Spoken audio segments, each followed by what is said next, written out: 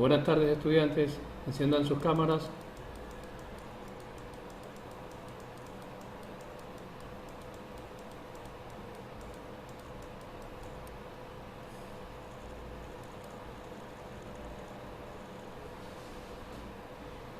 Ahí está la lista en sus pantallas.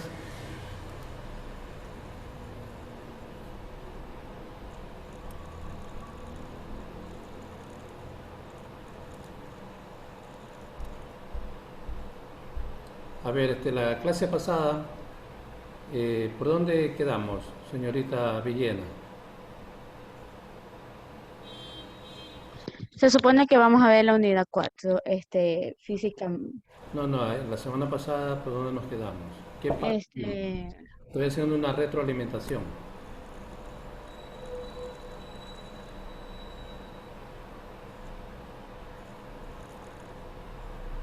No se acuerda. No vino a clase. A ver, señorita Estrada. La resistividad, profesor. Hablamos de lo que eran los ohmios, también lo que era resistencia, fórmulas. Ya, espectros de emisión vimos. No, no todavía. Ya, perfecto. Entonces, vimos cómo calcular la resistividad eléctrica de un material, también vimos cómo calcular la resistencia, ¿no? Cuando cambia la temperatura o cuando hay una entalpía de temperatura, vimos también la resolución de un problema de resistividad cuando yo tengo la resistividad eléctrica, perdón. Entonces, en un conductor o por un conductor, ¿qué circula, Villena? ¿qué? ¿Qué? Disculpe que estoy aquí discutiendo con mi mamá. Ya dile que ya está en clase, que ya ahorita no la puede interrumpir porque si la interrumpe se queda sin energía eléctrica. Ok. A ver, por un conductor, ¿no? Un conductor, sí sabe lo que es un conductor, ¿verdad? Sí, ya. Por un conductor, ¿qué circula?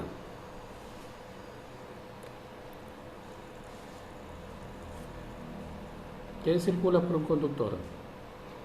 Ya, sigue discutiendo con la mamá. A ver, don Steven Pozo. ¿qué circula- Profesor, Buenas tardes. ¿Qué circula por un conductor? la electricidad, ¿Qué más? eh, la energía que lleva de un lugar para otro. Ya, ¿qué más? Mm,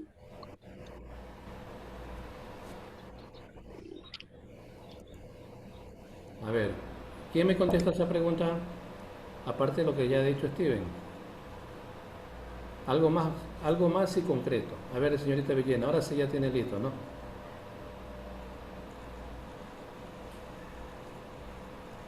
A ver, veamos Villena. Ahora sí, dígame. ¿Qué circula por un conductor? Lo que dijo Steven.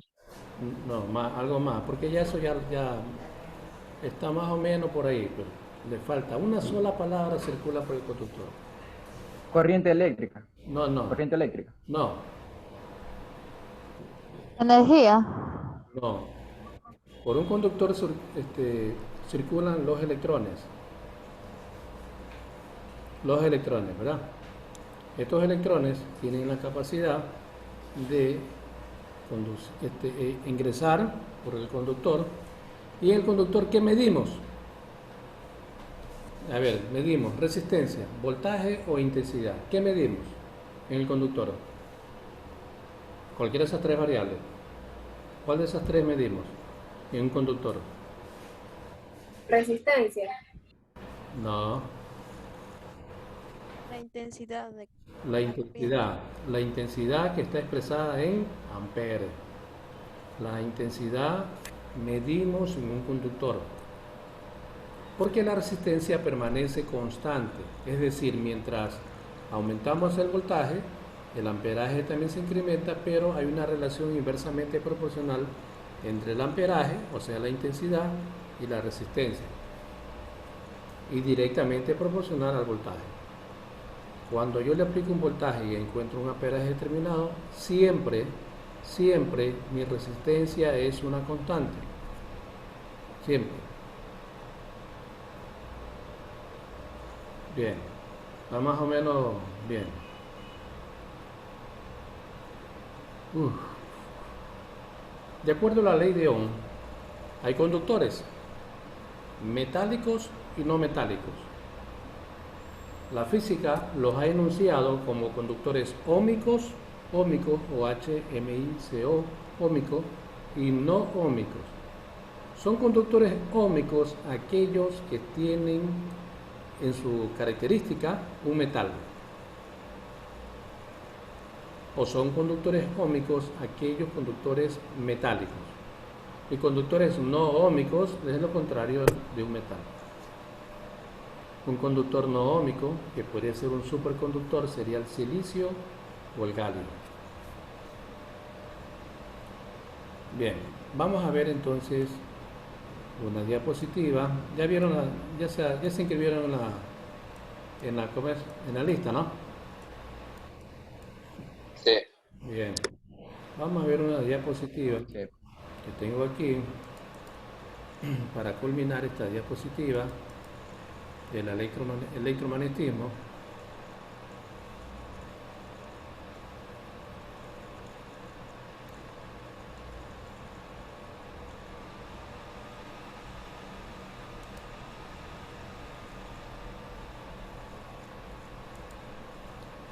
Y voy a compartirles la pantalla.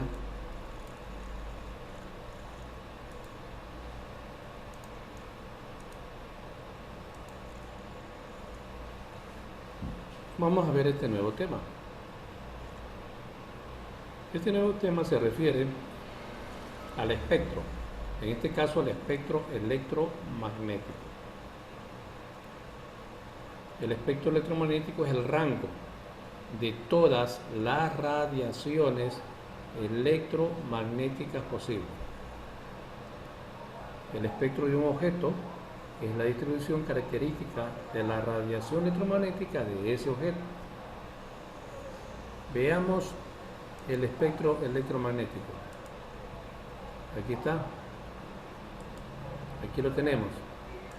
De todos los colores, y aquí está de manera espectral.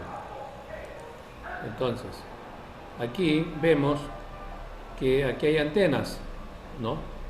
Estas antenas emiten una energía extremadamente alta o una frecuencia extremadamente alta. Luego tenemos una frecuencia medianamente alta, y esos son conducidos a través de los computadores u ordenadores. También los celulares tienen una frecuencia medianamente alta. Luego tenemos las ondas de radio, que son para los celulares, para los teléfonos inalámbricos, teléfonos digitales, etcétera, etcétera. Luego tenemos la sección de microondas. Luego tenemos la sección de radiación infrarroja. Luego tenemos la región visible, que es este segmento de aquí. La radiación ultravioleta, rayos X, rayos gamma. Cada frecuencia tiene una longitud de onda. Esa longitud de onda puede estar expresada, esa frecuencia puede estar expresada en kilohertz, megahertz y gigahertz. Miren la onda, esta onda aquí, ¿no? Esta onda transversal es más amplia cuando se encuentra entre las frecuencias alta y baja y mediana. Es menos angosta cuando está con ondas de radio y microondas, y se va haciendo más delgada cuando las regiones se van ajustando a la región visible, porque en la región visible es el punto de encuentro de las dos tipos de radiación. Veamos el espectro visible por el ojo humano. Claro, el ojo humano es capaz de distinguir el espectro visible de todo este conjunto de radiaciones. Solamente el espectro visible, que va del rojo al violeta. Y eso tiene una unidad, una distancia de longitud que va desde 400 nanómetros a 700 nanómetros. En ese espacio El ser humano puede observar en esa longitud de onda de 4 a 7 por 10 a la menos 5 centímetros. Quiere decir que cada longitud de onda representa un color. Por ejemplo, el morado representa esta longitud de onda. El azul, esta longitud de onda. El turquesa, esta. El verde, esta. El amarillo, esta. El anaranjado, esta de aquí. Y el rojo, esta de acá. Quiere decir que mientras más vibra el color, mayor es mi longitud de onda, pero menor es mi frecuencia. Eso ya lo vimos en unos ejercicios de aplicación.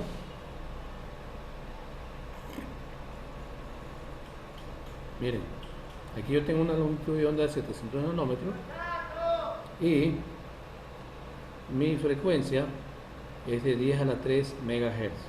¿Se ven? Una frecuencia pequeña. Acá mi longitud de onda es menor, 400 nanómetros. Y mi frecuencia aquí es de 10 a la 22 a 23 ZHz. Entonces regresamos a la primera gráfica. El espectro electromagnético entonces es el rango, o es el conjunto de todas las radiaciones electromagnéticas que circulan en el espacio electromagnético. Y dentro de ese espacio electromagnético tenemos que hacer una diferencia de ondas. Para estudiar el espectro electromagnético nos basamos en dos tipos de espectros, un espectro de emisión y un espectro de absorción. El espectro de emisión es aquel que emite un conjunto de radiaciones monocromáticas a través de átomos y partículas, mientras que el espectro de absorción absorbe el espectro emitido por un cuerpo.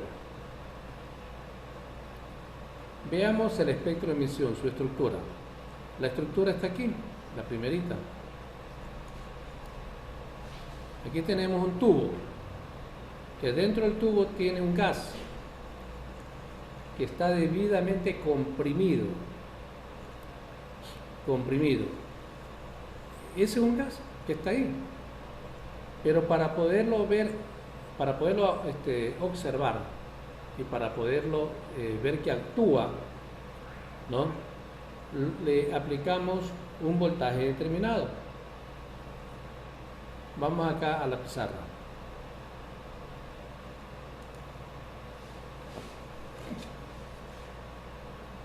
A la pizarra, aquí está el borrador.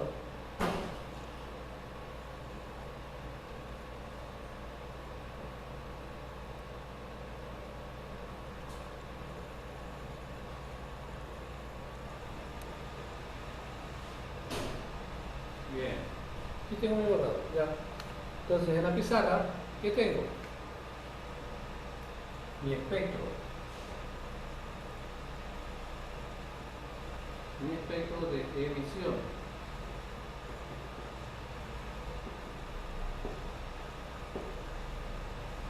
Tengo un tubo.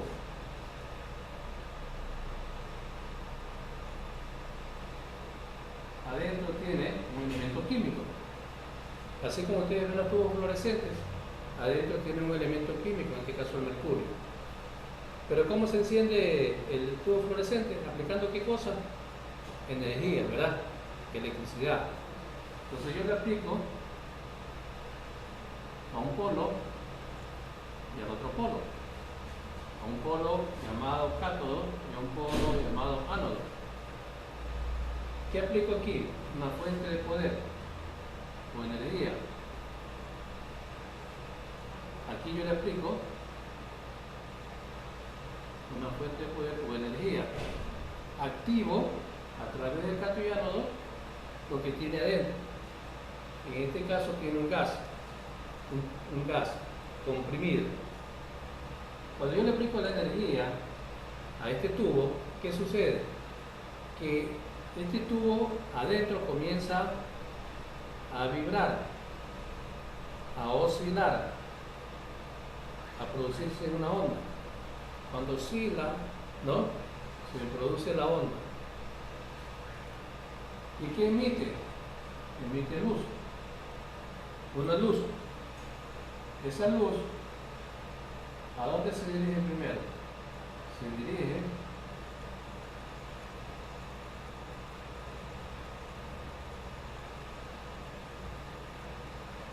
a un elemento que se llama difracción. Por aquí ingresa, por este rendija, ingresa la luz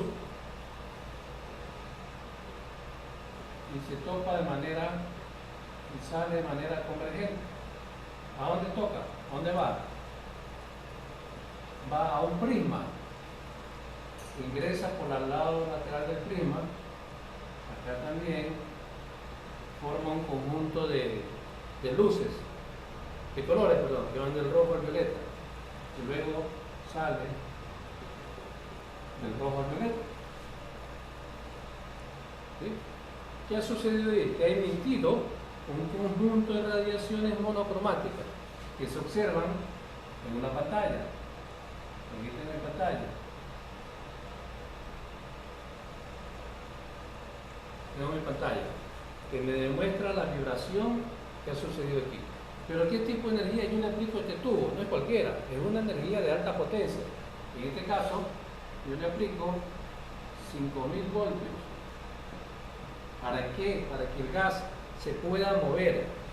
En física nosotros le llamamos a ese estado de movimiento excitación.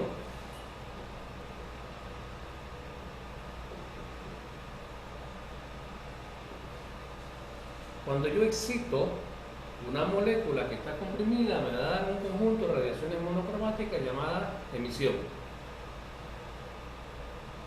¿Está clara esta parte, este aspecto? Que también está ahí en la diapositiva, sino que acá se lo he traído para que, como una explicación más didáctica. En todo caso, cuando yo le aplico una energía de alto voltaje a un tubo de gas enrarecido, ¿qué sucede? Que me va a producir un espectro de luz que va del rojo al violeta. Ahora, cada color tiene su longitud de onda, que ustedes ya lo vieron en la clase, hace 3 clases pasadas, ¿no? Cada color tiene una longitud de onda y una frecuencia. Asimismo, los colores van a vibrar de acuerdo a su longitud de onda. En el espectro de emisión nosotros vamos a ver, vamos a identificar, ¿no? De acuerdo a los colores se debe el elemento químico. Por ejemplo, el hidrógeno tiene un espectro de emisión. El mercurio tiene un espectro de emisión. El neón también tiene otro espectro de emisión. De acuerdo a los colores y a la forma como estén ubicados los colores, es la huella espectral de cada elemento químico.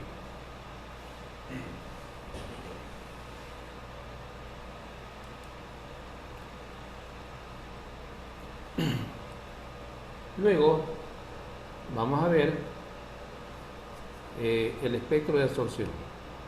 Como ya decía, el espectro de absorción absorbe un conjunto de radiaciones monocromáticas para producir una imagen.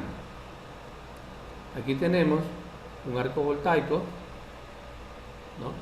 Un arco voltaico que es una fuente de luz blanca, que va aquí un tubo de gas enrarecido, ingresa al elemento difractor, atraviesa el prisma y encuentra un conjunto de radiaciones monocromáticas.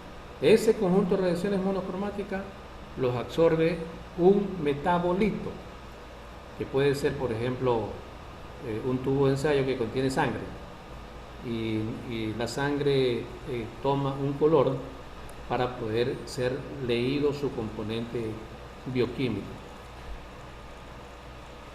¿Quién estudió este comportamiento de la absorción? Lo estudió Fraunhofer, un físico alemán, que estuvo observando con sus con sus telescopios, estuvo observando las manchas solares que se producen en la corteza del Sol.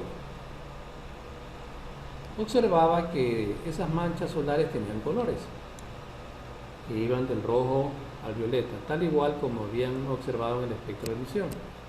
Y entonces manifestó que por cada color debe haber un elemento químico, y no se equivocó. Porque detrás de él habieron otros científicos que también decían que el contorno del Sol eran manchas de colores y que había una explicación química al respecto. Al haber esa explicación química, se manifestó que cada color representa o tiene una línea o huella espectral de un elemento químico. Eloy Ortega, astrónomo ecuatoriano, también estudiando al Sol, el comportamiento del Sol, identificó también estas manchas solares con colores y dijo que cada mancha solar representaba un elemento químico. Claro. Y es que en el Sol está constituido con un 17% de gases nobles. ¿Cuáles son gases nobles?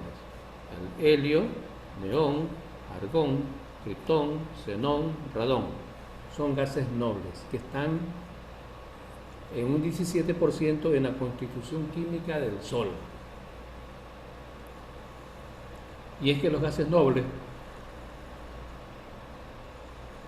son elementos fríos que cumplen la regla del octeto y no se unen con nadie, no se integran con nadie, no se llevan con nadie.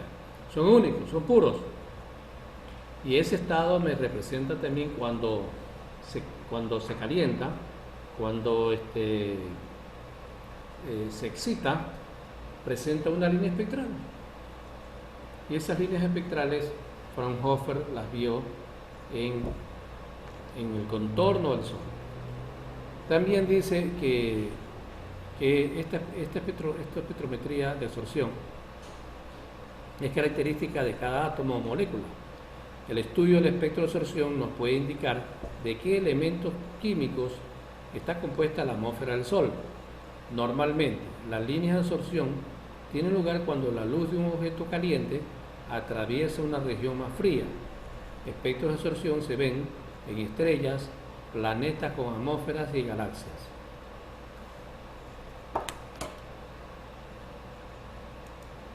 Y ahí nosotros vemos el conjunto del espectro electromagnético gracias a los científicos que nos han podido dar su identidad científica en este fenómeno. Y entonces en los espectros tenemos diferentes tipos de espectros. De acuerdo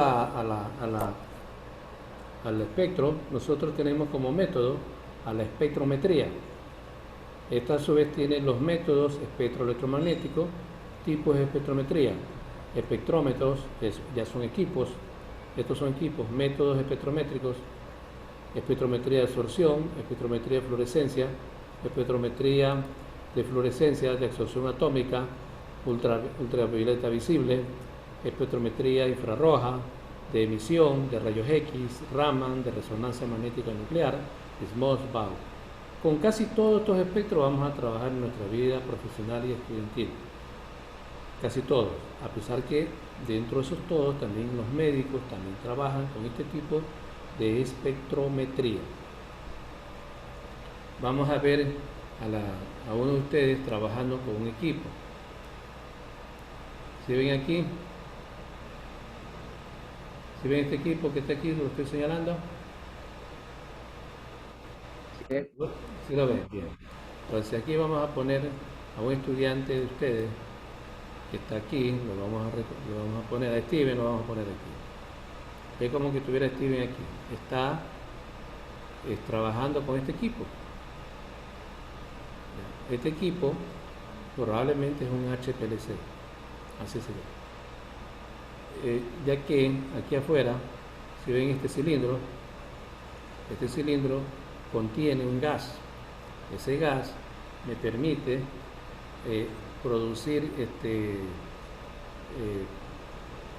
producir una llama. Esa llama, cuando yo inyecto el metabolito a la llama, se vuelve incandescente la llama y produce, no es que se quema, sino que se calienta. Al calentarse produce una llama y un color, y ese color se transmite por todo este proceso, transmite toda esta parte, llega aquí y por último se refleja en este detector, en la pantalla. En la pantalla nosotros vamos a encontrar, ¿no?, los elementos químicos que contiene un metabolito que yo estoy ensayando. ¿Dónde lo voy a ensayar? Ingreso por aquí, a través de esta columna regularmente es de tungsteno y perdón, de ozono. Es de ozono con otro tipo de combustible que me va a permitir quemar para que la molécula vibre y sea expulsado a través de un metabolito. Acá tengo otro espectrofotómetro. Este sí hay en la facultad. Este espectrofotómetro tiene como unos 40 años. Yo era estudiante y ya estaba. Y sigue estando. Ahí tiene unas fallas, pero bueno, ahí sigue. Con ese aprenden, con uno solo. En mi equipo habían 14.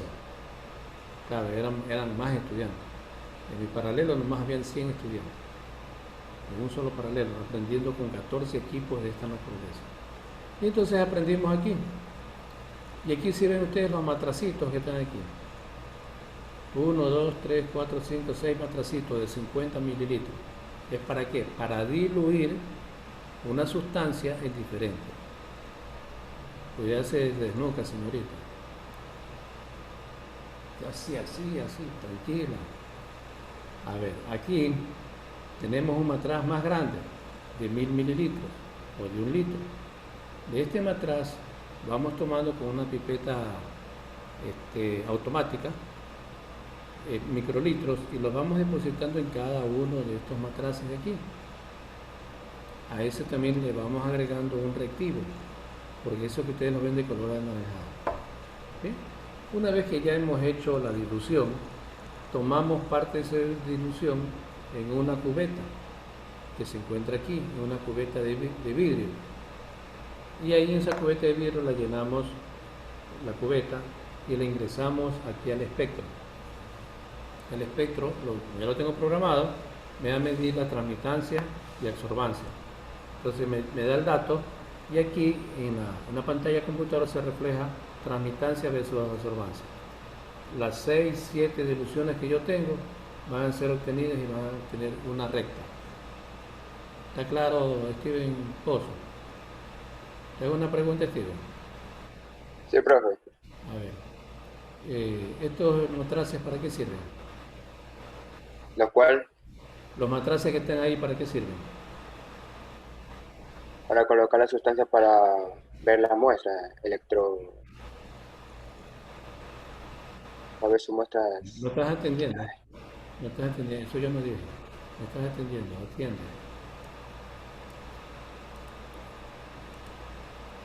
A ver, este otro equipo que está acá es un equipo para bioquímica. Es otro este es un espectrofotómetro que mide la capacidad bioquímica de, por ejemplo, lípidos, proteínas, fosfatasa, pruebas hepáticas, amilasa, etc. Eso ustedes lo van a ir viendo conforme van pasando los cursos. Y acá la señorita Villena, que ya se fue, está aquí programando la computadora, que tiene un reflejo, está conectada con este equipo que se llama un equipo de química sanguínea, de bioquímica. En este equipo de bioquímica tiene una canasta, un rotor, donde se depositan 250 muestras, hasta 400 muestras. Cada muestra está dispuesta en un tubito de ensayo con un código.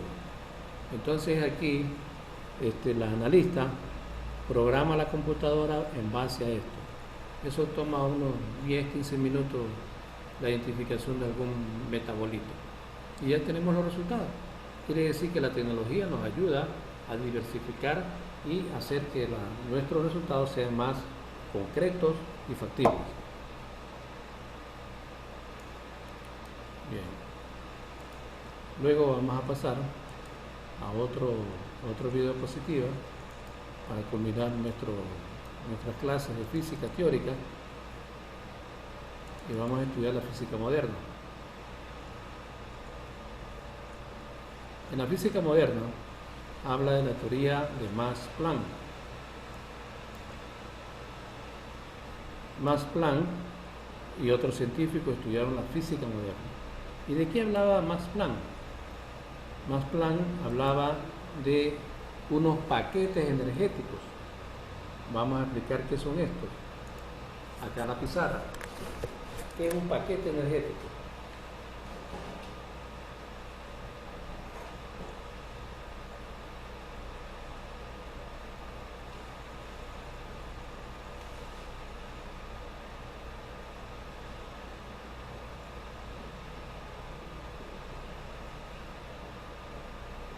Max Planck. Max Planck estuvo estudiando el proceso de la energía, estuvo estudiando el comportamiento electromagnético. Y al estudiar este comportamiento electromagnético se encontró con diferentes tipos de radiaciones electromagnéticas. Una de ellas fue la radiación ultravioleta. Y esta radiación ultravioleta pudo cuantificar cuánto es necesaria la química. Y nosotros, para estudiar el comportamiento de Planck, él manifestó que la energía, ¿no?, se transporta y que este transporte de energía produce unos paquetes energéticos llamados cuantos. Cuantos, identificados con la letra Q. Cuantos. ¿Y qué es un cuanto? Un cuanto es un fotón. ¿Y qué es un fotón? Un fotón es una partícula atómica que cuando salta de un nivel de energía menor a otro nivel de energía mayor, produce una distancia de radiación. Esa distancia de radiación se llama longitud de onda. A eso nosotros también le llamamos fotón. Un fotón. ¿Y qué es un fotón? Es un cuanto. Un fotón es un cuanto de energía. ¿Cuándo se produce un fotón? Yo tengo, por ejemplo, el átomo de sodio monovalente, que tiene 11 electrones. Quiero conocer su configuración electrónica. Y entonces digo que la configuración electrónica de 11 electrones son 3 orbitales. En el primer orbital tengo 2, en el segundo tengo 8, en el tercero tengo 1. Ya he estructurado mis electrones dentro del átomo. Decía anteriormente que para poder producir estos electrones, ¿qué tengo que hacer? A este átomo lo tengo que excitar. ¿Con qué? Con una potencia de energía, ¿verdad? Con un alto voltaje. Excito, o sea, lo muevo. Y al moverme, este electrón que está aquí va a saltar acá. Pero salta por gusto, no, salta porque está excitado, por eso salta. Y al saltar, ¿qué me va a producir aquí? Primero, una distancia llamada longitud de onda. Luego, ¿qué me va a producir? Un fotón. Cuando el electrón salta a un nivel de energía de estado de excitación menor a uno mayor, produce un fotón. Y son estos fotones los que me van a manejar dentro de una estructura electrónica. Pues bien, ahí yo tengo 11 electrones. ¿Cuál es mi estructura? 1, S2, 2, S2, 2, S6, 3, S1. Tengo mi estructura electrónica. Pero también necesito conocer los cuantos, que venían a ser los espines. Porque un átomo, yo tengo el átomo que está aquí, el núcleo, y aquí tengo mi átomo. En el núcleo tengo protones, neutrones, positrones, mesones, piones, miles de partículas. Pero alrededor del núcleo, ¿qué tengo?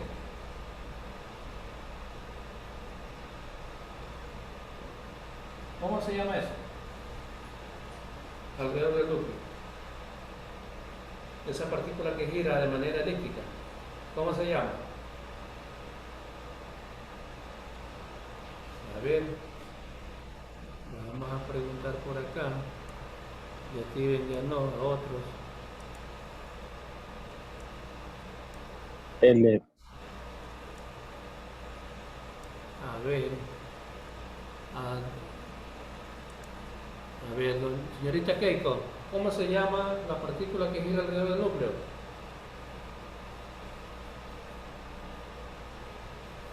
A ver, los estudiantes que tienen que apagar las cámaras los voy a sacar a sala. A ver, sacar sala. Vamos a sacar sala.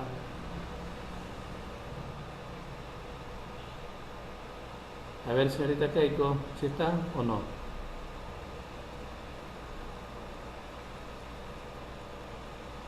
A ver, don Moya. ¿Cómo se llama esa partícula que gira alrededor del núcleo? Electrones. Electrones. Ya, perfecto. Pero la partícula que produce, ¿cómo se llama? El nivel de energía. ¿Cómo se llama ese nivel de energía? De los electrones. ¿Cómo se llama? El nivel. Comienza El con nivel de letra energía. S. Don Méndez. ¿Cómo se llama? Don Méndez. Señorita Ludeña, ¿cómo se llama eso? Señor Bill Luzardo, Spin, ¿cómo se llama esa partícula? spin. Spin, correcto. Spin. El spin. Entonces los spines tenemos que sacarlo a través de esta estructura. Ojo, en el examen les pregunto la estructura, los spines de un átomo.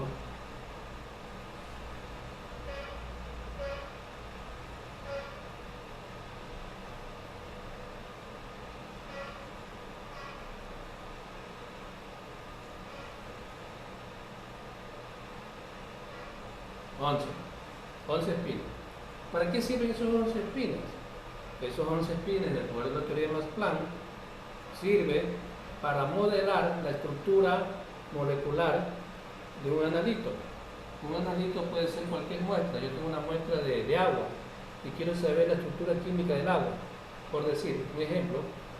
Y entonces estos de aquí son los que me van a señalar cómo está hecha la estructura a través de un detector. Entonces esto llega a un detector y el detector viene y me produce una gráfica de esta naturaleza,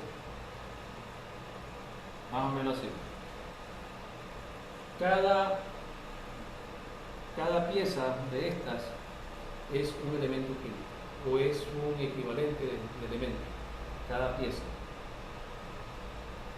Entonces cada constitución que tiene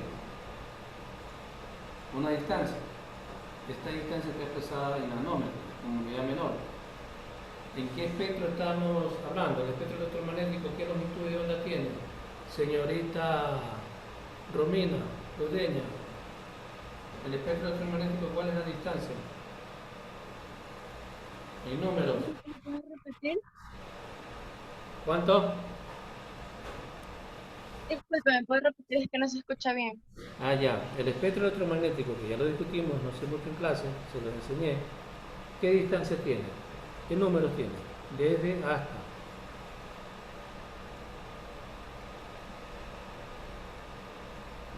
No da pie con bola. A ver, ¿quién me puede contestar esa pregunta?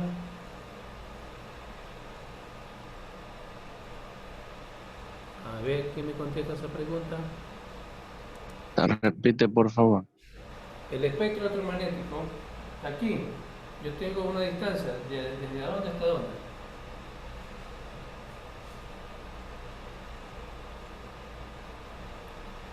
Parece que recién se están despertando. ¿En qué se mide? En nanómetros.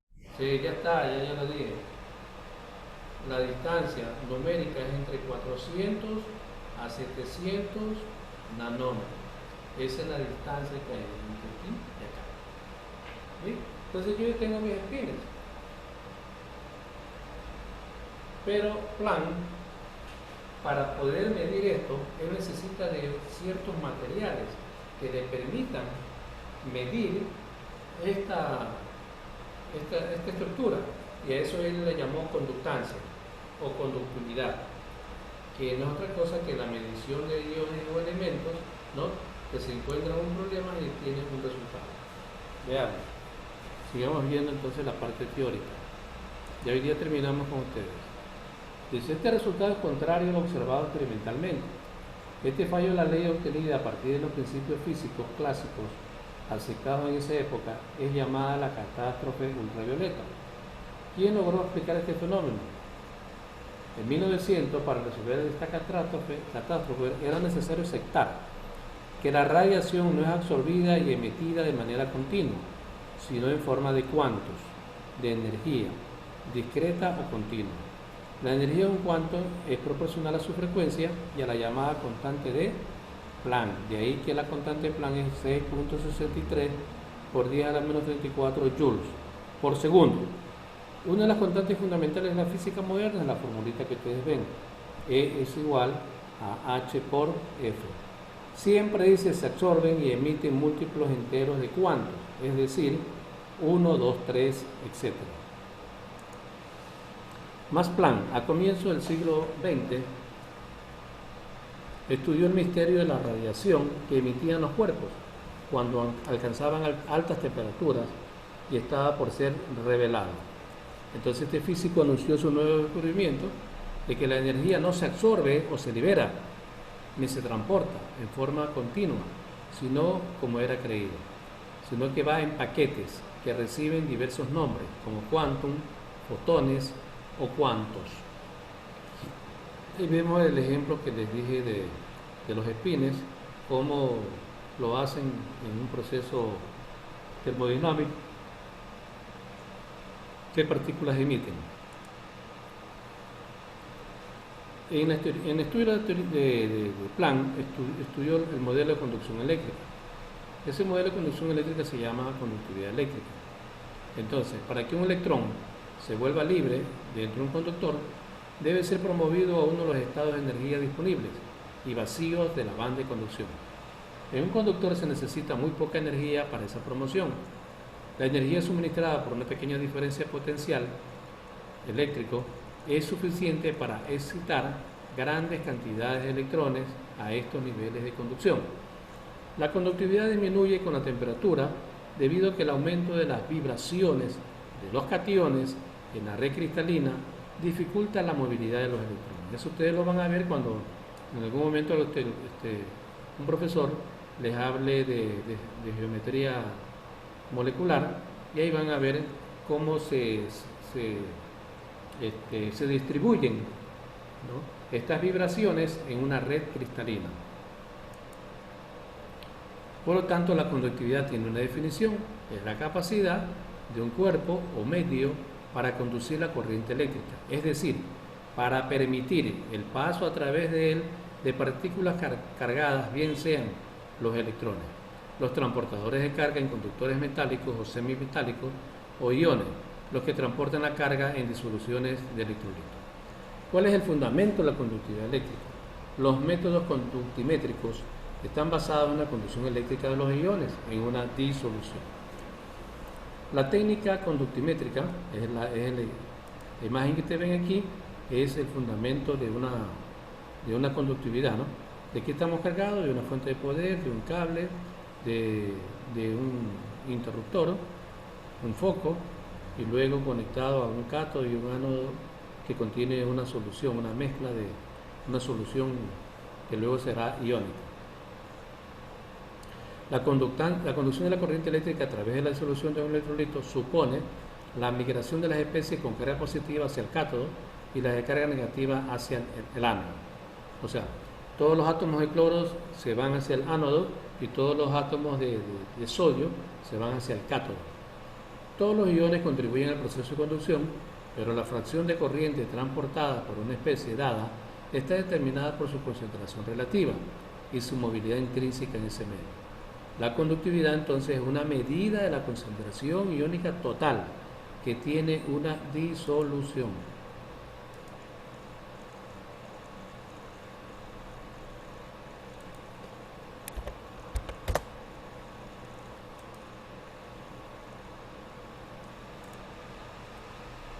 Veamos. Acá, antes de ver esta imagen, vamos viendo esta parte.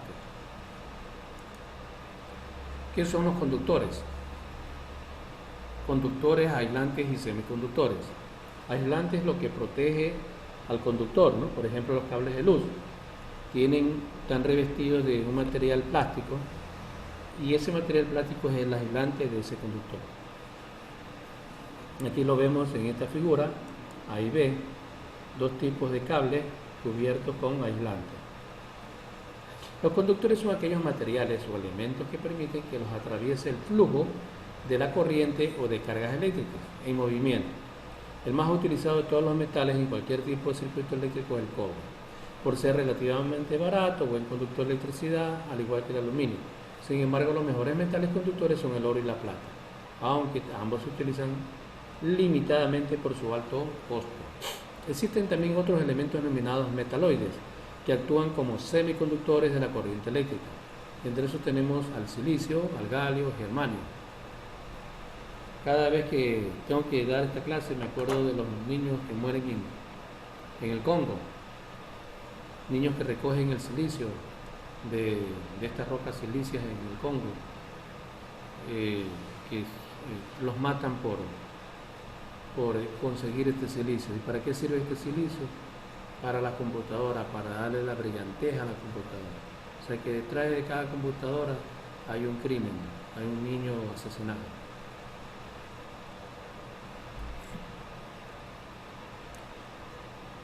Los átomos de estos elementos son menos propensos a ceder electrones cuando los atraviesa una corriente eléctrica, y su característica principal es dejarla pasar en un solo sentido e impedirlo en sentido contrario.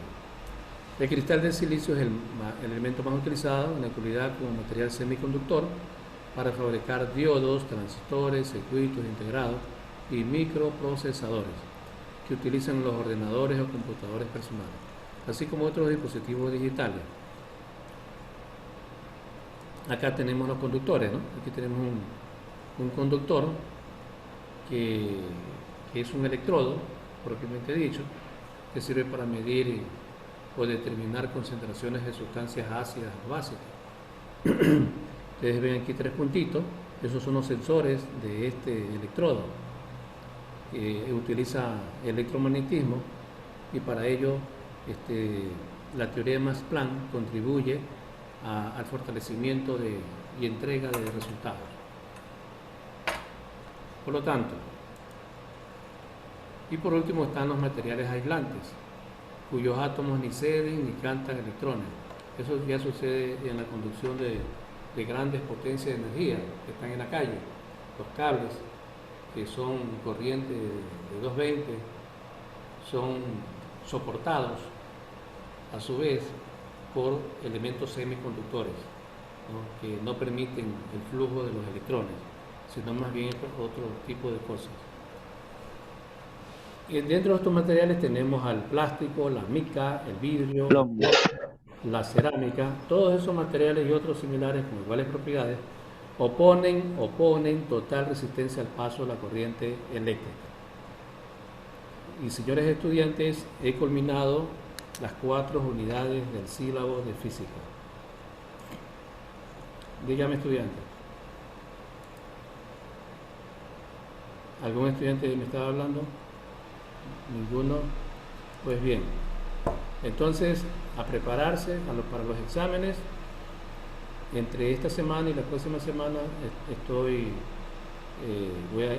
a venir a clase con ustedes y los voy a acompañar con unos videos que se los voy a presentar. A ver, don Méndez, ¿usted qué pila? A don Méndez, ¿sí me está escuchando? Ya se quedó bloqueado. Ahí se despertó, está dormido don Méndez. A don Méndez, ¿sí me escucha? A ver. Profesor, solo que siempre se me bloquea Sí, la cámara. sí te vi que la pantalla se te bloqueó, se te quedó. Ahorita mismo te quedaste igualito. Bueno, a ver, vamos acá. A ver, veamos a don Zúñiga. La clase pasada nosotros vimos unos videos, ¿verdad? ¿Cuáles fueron estos videos?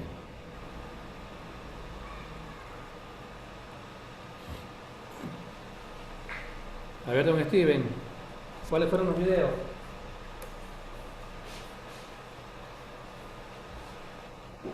Dígame, Dígame. Sí, Steven también. Terrible. los videos. Sí, los videos. ¿Cuáles videos vimos?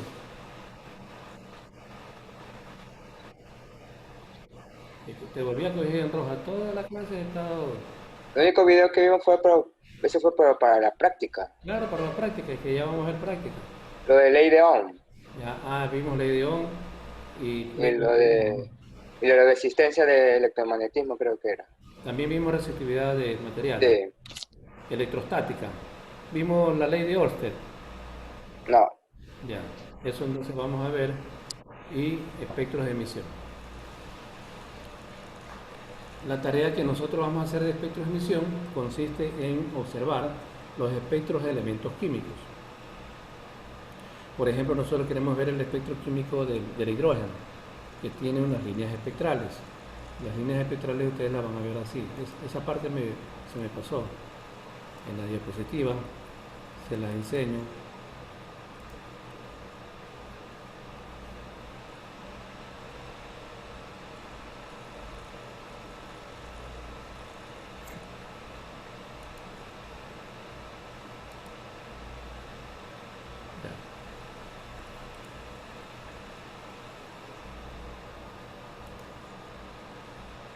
Miren, aquí se ven unos colores, azul, turquesa y amarillo. ¿Se están observando aquí? Estudiantes, no los escucho. Sí, profe. Ya. Sí, profe. Bien, cada color representa, o sea, los 4 colores representan una línea espectral. Esa línea espectral se refiere a un elemento químico. En este caso, este conjunto de 4 colores representa el hidrógeno. Cada elemento químico tiene una línea espectral diferente, colores diferentes, y por lo tanto también longitudes de ondas diferentes.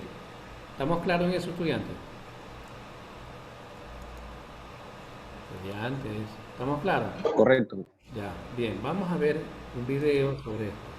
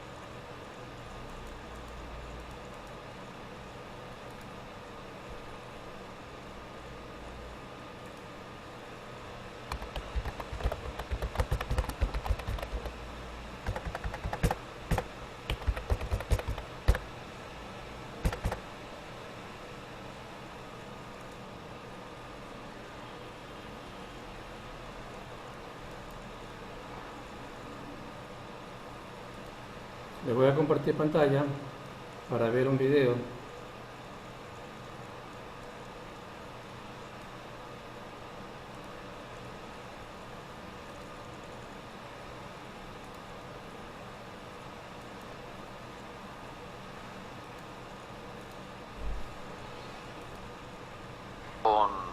Recordando que si la luz procedente del... Bien, vamos a ver en este vídeo qué son los espectros, ¿de acuerdo? Empezamos con recordando que si la luz procedente de una bombilla la hacemos pasar por un prisma de cuarzo, obtenemos un espectro continuo, es decir, aparecen todos los colores. O lo que es lo mismo, contiene radiaciones de todas las longitudes de onda o de todas las frecuencias. Vamos a verlo. Si aquí conectamos o cerramos el circuito, la bombilla se enciende, emite luz blanca y esta luz, al atravesar un prisma de cuarzo, se descompone en las diferentes frecuencias o colores, es decir, en lo anchas o estrechas que son las ondas. Aquí tenemos ondas de menos energía de color rojo y aquí ondas de más energía que están mucho más juntitas entre sí, que es de color violeta. Bueno, esto ocurre con la luz blanca y es el clásico, el famoso experimento que hizo ya Newton en el siglo XVIII. Pero, ¿qué ocurre si en lugar de poner una bombilla que emite luz blanca, ponemos un tubo con hidrógeno a baja presión? Es decir, en este tubo de aquí tenemos gas hidrógeno puro y a muy poquita presión, es decir, hay poquitos átomos ahí metidos. Si ahora cerramos el circuito, el hidrógeno emite también luz, pero una luz muy especial, porque esa luz, cuando la analizamos con un prisma, cuando la descomponemos, solo tiene algunos colores, solo tiene unas rayitas, aparecen unas rayas de diferentes colores, es decir, estas, por ejemplo, ondas de más energía y estas de menor energía, el naranja, pero son propias y características del hidrógeno, es decir, no las vamos a encontrar con otro elemento. Esto es lo que se llama el espectro de emisión. ¿Por qué es de emisión? Porque la luz la emite el propio hidrógeno al ser excitado con alta energía, es decir, aquí le estamos haciendo al hidrógeno que emita luz porque lo hemos, por ejemplo, le hemos metido una descarga eléctrica fuerte. Vamos ahora a meter, por ejemplo, otro elemento como el helio. Le metemos también, cerramos el circuito y vemos como las rayas que aparecen en el espectro de emisión del helio son completamente distintas. Y finalmente, bueno, pues podríamos meter también, por ejemplo, neón a baja presión y hacemos lo mismo. Vemos como el espectro es diferente, es decir, cada elemento químico tenía un espectro de emisión completamente distinto. Vamos a ver ahora lo contrario, es decir, el espectro de absorción. Ahora lo que vamos a hacer es la luz blanca, esta luz emisora siempre va a ser blanca ahora. Aquí tenemos el rayo de luz blanca o los rayos de luz blanca, los hacemos pasar por un prisma y se descompone, como ya sabemos, en las diferentes frecuencias o longitudes de onda. Pero, ¿qué ocurre si ahora aquí en medio, es decir, que lo atraviese la luz blanca, vamos a poner un tubo de hidrógeno a baja presión? Ahora no es el hidrógeno el que emite las rayas, la luz, sino que recibe esa luz y solo deja pasar unos ciertos colores, como veis. Es decir, aparecen unas bandas negras precisamente en el mismo sitio donde antes aparecían las rayas de color. Es decir, ahora lo que tenemos es un espectro de absorción, porque ahora el elemento, vamos a poner helio por ejemplo, el elemento absorbe solo ciertas frecuencias, ciertos elementos de luz. Y el neón, pues como veis también, tiene sus propias bandas negras. Así que ahí está la diferencia. El espectro de absorción es porque absorbe la luz. Bueno, pues se comprobaron los físicos del siglo XIX que si comparábamos el espectro de emisión, donde es el elemento el que emite la luz, o el espectro de absorción, donde es el elemento que recibe la luz y la absorbe, eran exactamente idénticos y eran diferentes para cada elemento. Es decir, cada elemento es como si tuviera un código de barras especial diferente de los demás, que son sus espectros de emisión o espectro de absorción.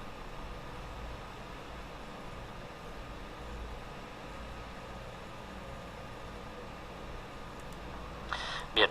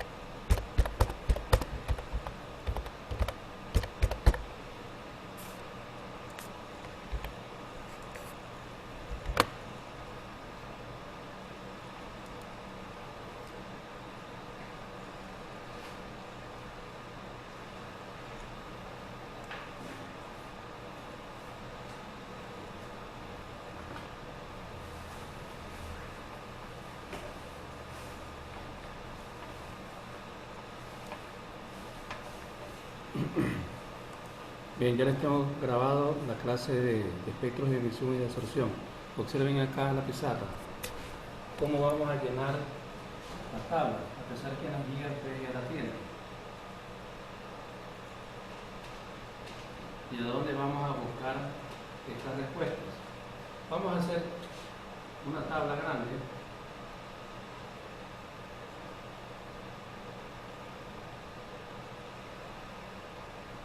Que diga aquí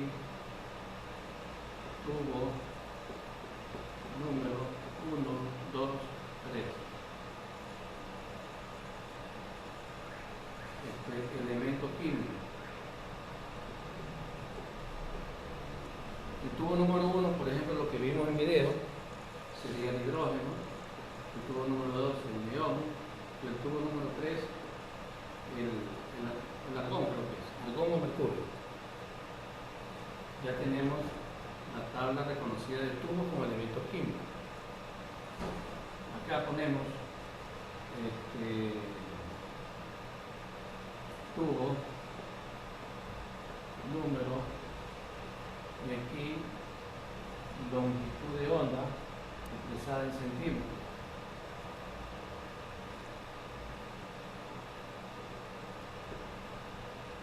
Entonces el tubo número elemento, espectro, o como dice en la guía, el espectro, por ejemplo, aquí tenemos rojo, amarillo y violeta. De todo el espectro que produjo el video, solamente anotan los 3 más brillantes. Claro que no los vamos a poder ver, pero siempre vamos a anotar 3. Y eso cada uno tiene una longitud de onda. Por ejemplo, el rojo tendría una longitud de 6.8 por 10 a la menos 5 centímetros. El amarillo, es un supuesto, tiene 4.9 por 10, un poquito más, ¿sí? El amarillo tiene un poquito más, tiene 5.8 por 10 a la menos 5. Y el violeta tiene 4.5 por 10 a la menos 5. ¿Dónde van a buscar estos colores y estas longitudes de onda? Ustedes van a la sección espectros en Google, pueden ir a Google y pueden ir a la sección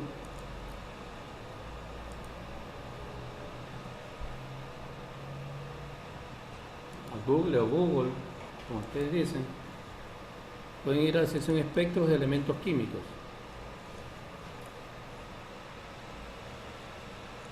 Les comparto la pantalla.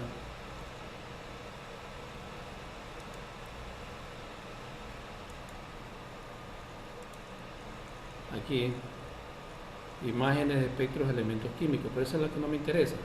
Me interesa es la que me pueda dar resultados. Y entonces busco espectros de emisión de elementos, por ejemplo. Vamos a ver si me dan resultados. Esta es una práctica, esto no me sirve. Entonces sigo buscando y voy a poner aquí espectros químicos. A ver cómo queda.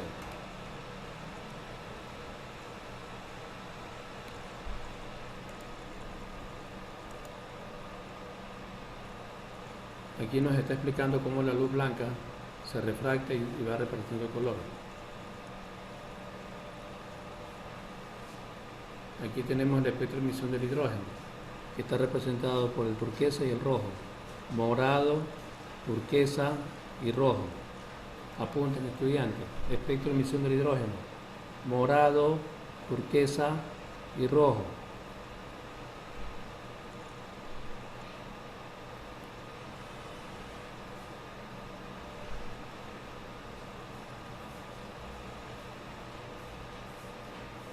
En espectros atómicos, seguimos buscando.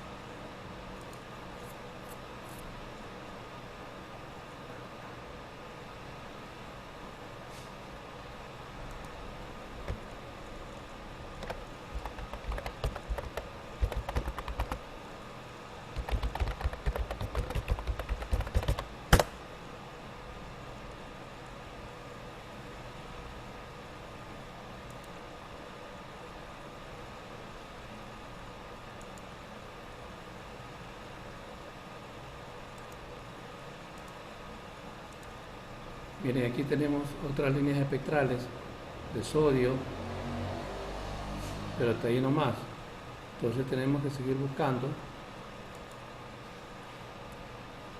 espectros de emisión, espectro de emisión del mercurio, por ejemplo. Espectro de emisión del mercurio.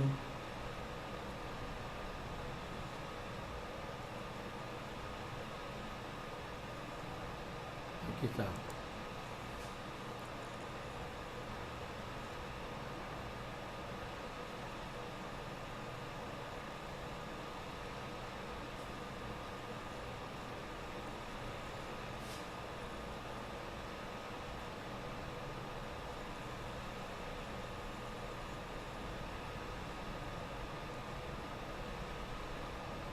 Bueno, aquí está muy extenso, pero regularmente el mercurio, los colores son violeta,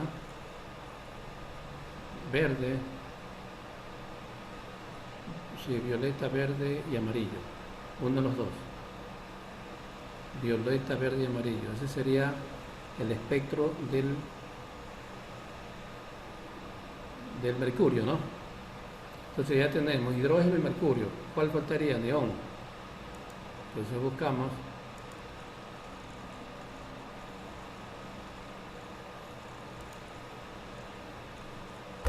neón, ponemos aquí.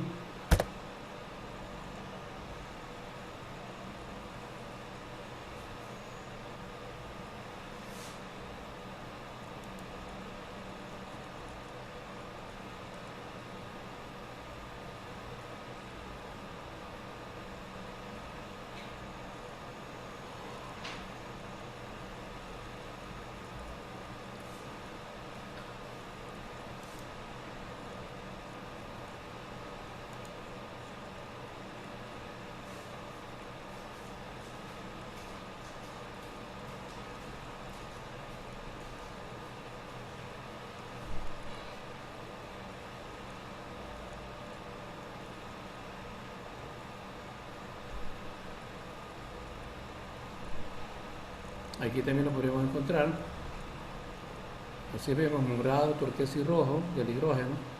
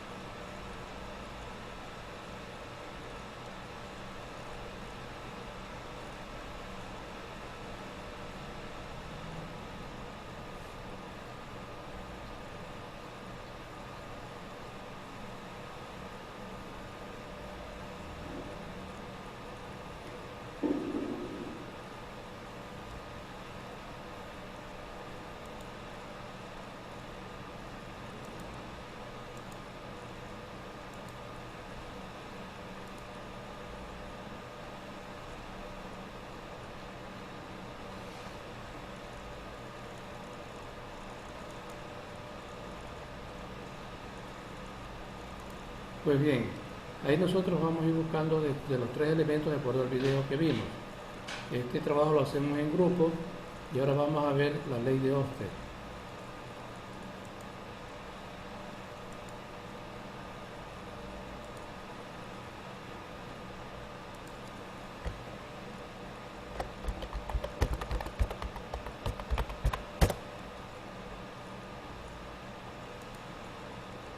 Alrededor de 1820, un físico alemán llamado Hans Christian Ørsted hizo un experimento accidental que abrió una nueva rama de la física, la cual explora las conexiones entre la electricidad.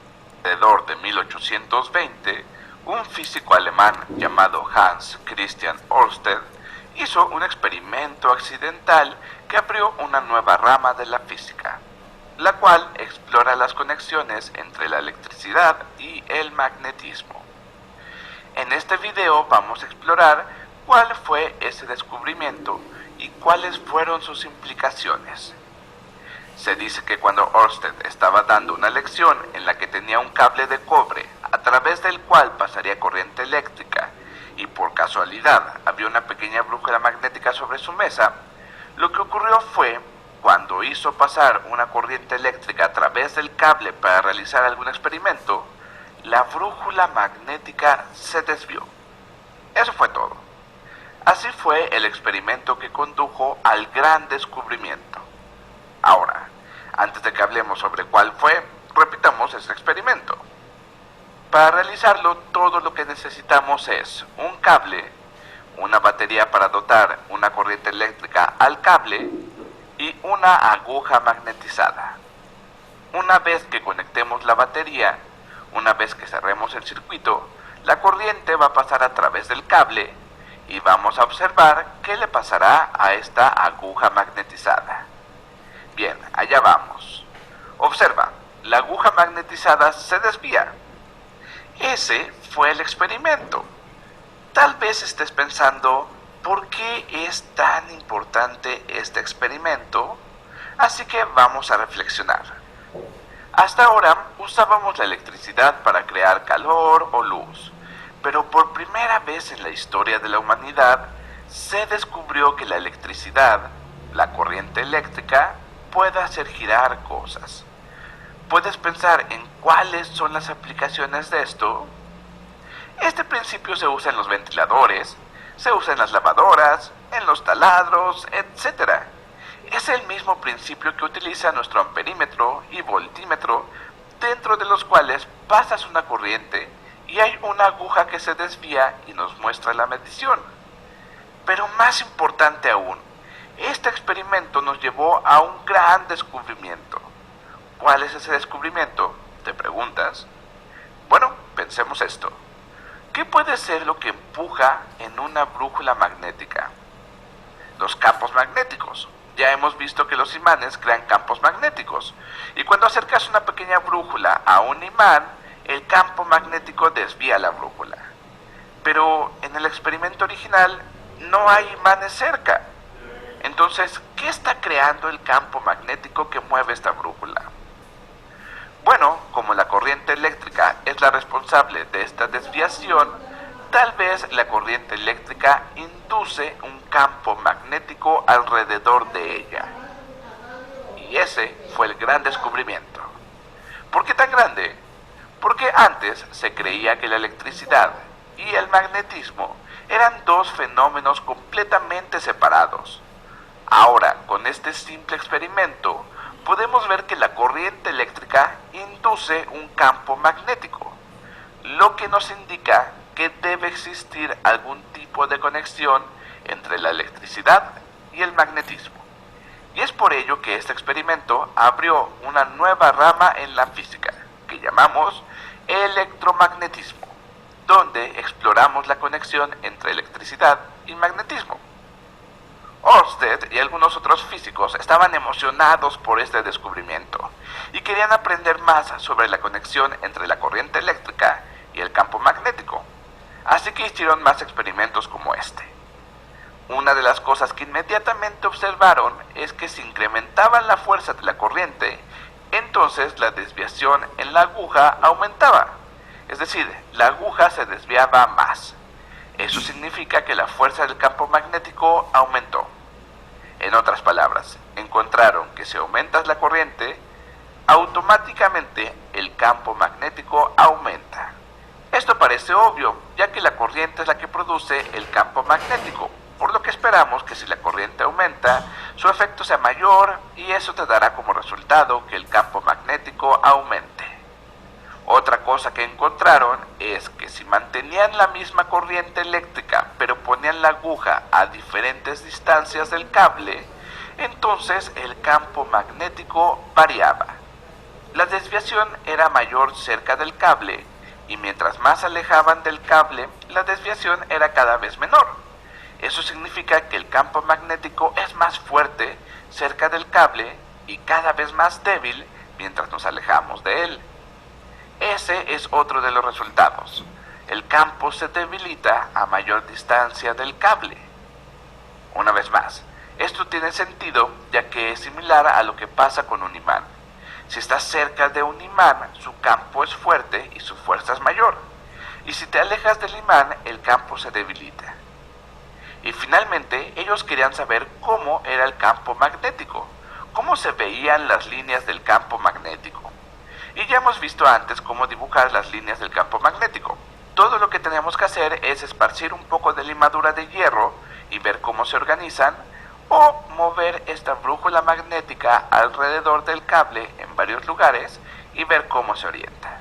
Para hacer esto, pusieron el cable en vertical y lo hicieron pasar a través de una pieza rectangular de cartón, donde podían esparcir la limadura de hierro o donde podían poner todas las brújulas magnéticas. Y cuando colocaron las brújulas, encontraron que las agujas magnéticas se orientaban de la siguiente manera. La punta roja representa el polo norte del imán y la azul el polo sur.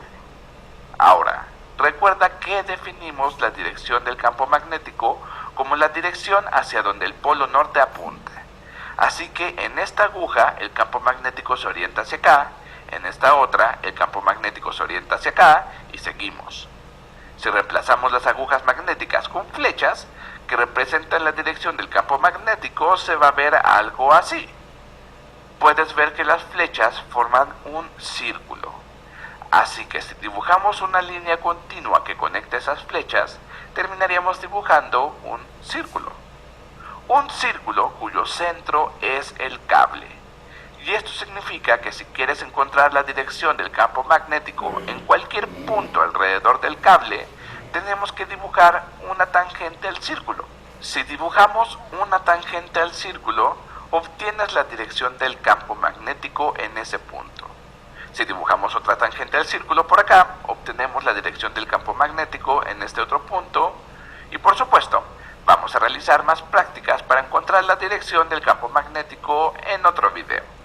Pero esto es cierto para todas las distancias.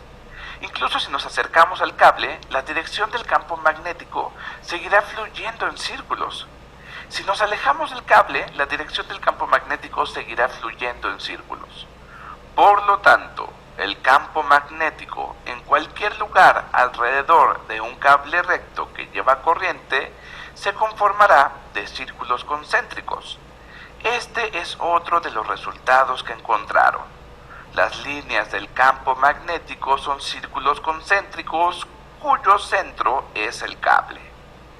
Por último, se dieron cuenta que la dirección de estas líneas del campo magnético depende de la dirección de la corriente.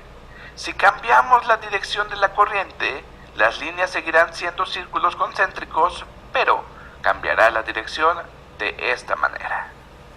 Ahora, observa cómo hemos dibujado estas líneas del campo. Los círculos están más cercanos entre sí. Bueno, de este video que nosotros hemos observado, ustedes tienen que sacar unas conclusiones, solo conclusiones del video, para luego ponerlos en un recurso que ya les abro, y de tal manera que ustedes puedan ya cumplir con la práctica número 7, es la que nos hace falta aquí. Un ratito y una vez les agrego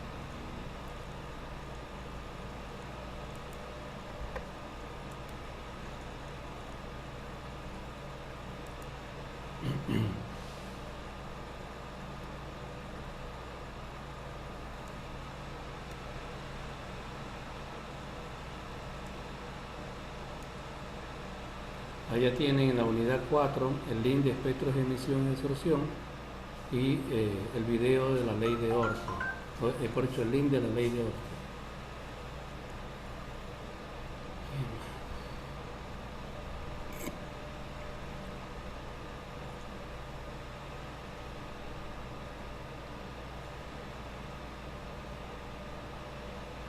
Estamos en práctica, ¿no? Lo subí mal. Bien, vamos a subirlo aquí en práctica.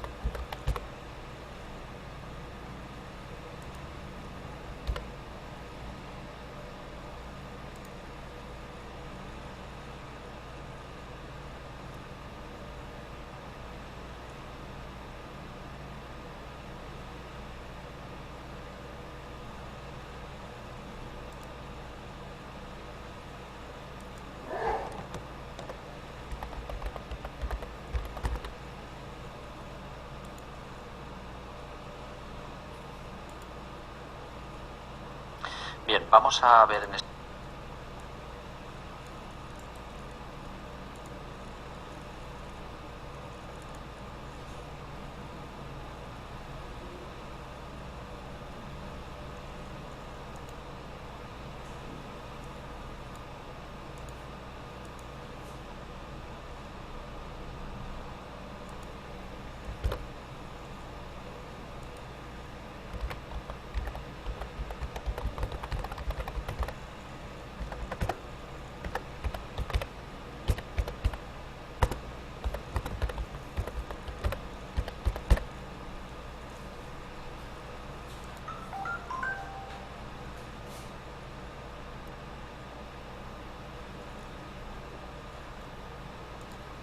Bien, ahora sí ya están subidos los dos actividades de práctica que hemos visto y los espero la próxima semana. Y si hay alguna práctica que hay que agregar, la hacemos la semana que viene. Pero en todo caso, también les dejo abierta el recurso para que suban como portafolio lo siguiente. Nosotros hasta ahorita hemos visto entre 11 a 12 prácticas. Esas 11 a 12 prácticas las vamos a subir en un tema que se llama guía o monografía de prácticas. ¿Qué vamos a subir de esas monografías de prácticas? Solamente conclusiones y resultados de cada práctica. Ahí las agrupamos, vamos a trabajar en equipo, así mismo los mismos equipos vamos a trabajar y a subir ahora sí todas las prácticas que hemos visto en los dos parciales. Repito, solamente subimos segmento, conclusión y resultado de cada práctica. El marco teórico, materiales, procedimientos, esas cosas no. Solamente resultados y conclusiones. Ya les voy a abrir el recurso para que ahí suban las monografías. Es una sola por equipo. Y las prácticas, los recursos de práctica, los informes prácticos ya los deben de subir porque ya los voy a abrir porque están cerrados para que ahí agreguen todo lo que les pertenece y todo. Ya con la monografía, eso vale 2 puntos. Ya tenemos el trabajo bibliográfico, vale 2 puntos y todos los informes valen 1 punto. Ya con ustedes ya hemos culminado entonces las actividades de gestión práctica. Ya faltaría dar el examen práctico. ¿Sí? ¿Comprendido, señoritas y señores estudiantes? Profesor, ¿y cada uno debe subir una monografía o suben una monografía por grupo? Una monografía por grupo, por equipo. Ustedes, los mismos equipos que están trabajando, suben su monografía. con todas sus prácticas. Una pregunta, profesor, también.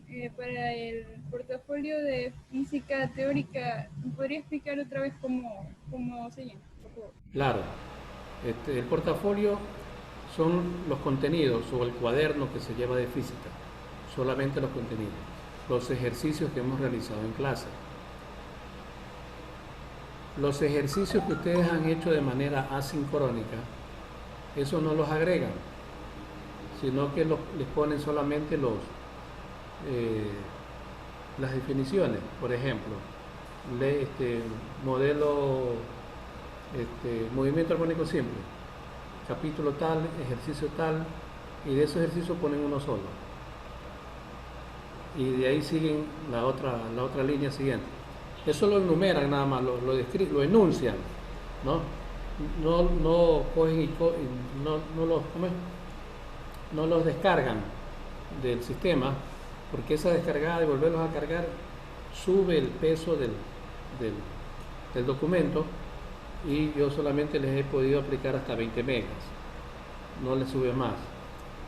Entonces, para que no tengan ese inconveniente, en un solo archivo ponen los contenidos, los ejercicios de aplicación, y ahí van las tareas, ejercicios, todo ahí, en teoría, pero enunciado. No quiero que me envíen los ejercicios en sí. Ya los ejercicios en sí ya tengo eso por montón. Y deben enviar las últimas tareas de campo eléctrico y de actividad eléctrica.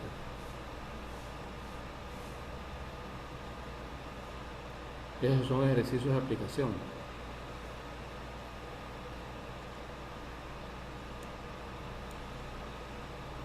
¿Alguna otra pregunta, estudiantes? Profe, en la práctica de espectro de emisión, en esa solo se busca la longitud de onda de cada color, dependiendo del elemento químico. Claro, solamente 3 colores pueden identificar. 3 o los que tengan en cada investigación que hagan. 3 colores por elemento químico. Claro, ahí está, ya en el video dice cuáles son los elementos químicos. Lo que tienen que buscar es los espectros y las longitudes de onda de cada línea espectral. Por ejemplo, el hidrógeno tiene morado, turquesa y rojo. El morado tiene aproximadamente 4.3. El turquesa tiene como 5.8 y el rojo 6.5 por 10 a la menos 6. Eso. Lo que está explicado en pizarra.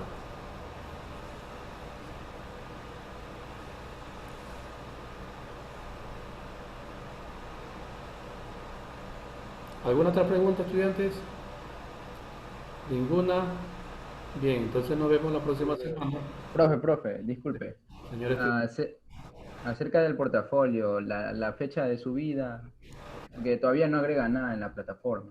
ya estoy agregando, poco a poco, mientras voy dando clases en los paralelos, les voy abriendo. Ya, muchas gracias. Y ya más tarde les abro a ustedes. Creo que la próxima semana les tocaría el 8, creo que les toca a ustedes. Pero ya lo pueden subir desde el día. Bien. Hasta luego, estudiantes. Gracias, Lionel. Ah, profe. Gracias.